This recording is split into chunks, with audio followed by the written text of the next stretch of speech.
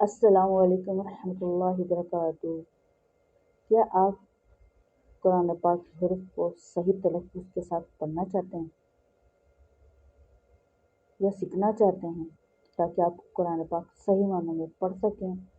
تو آئیں، آج کے مدنی قاعدے کے سبق میں ہم سیکھیں گے ایک نیا مخرج جو قرآن پاک کی درست تلاوت کرنے کے لیے بہت زیادہ ضروری ہے۔ تو ہم نے پچھلی کلاس میں حروف لہویہ سیکھے تھے، تو آج ہم پڑھیں گے حروف شجریہ۔ یہ وہ حروف ہے جو زبان کے درمیانی حصے سے ادا ہوتے ہیں۔ تو حروف شجریہ کون کون سے ہیں؟ سماعت فرما لیں۔ جیم، شین، یا۔ پھر ایک دفعہ پھر ریپیٹ کر رہی ہوں میں، جیم، شین، یا۔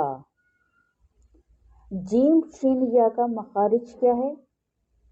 جیم، شین، یا زبان کے درمیان اور تالو کے درمیان سے ادا ہوتے ہیں۔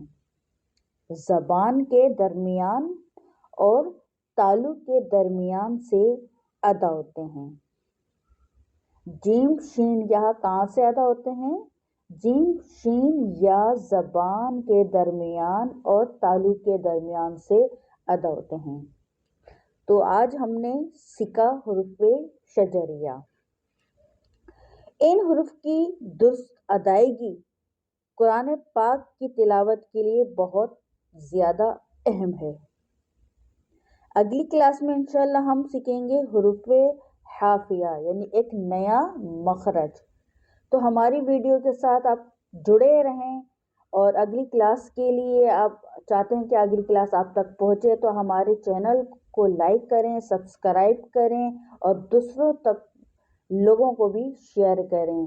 تو میرے ساتھ مل کر ایک بار درود پاک پڑھ لیں، صلی اللہ علی محمد صلی اللہ علیہ وسلم۔ تو جزاک اللہ خیرہ۔ السلام علیکم۔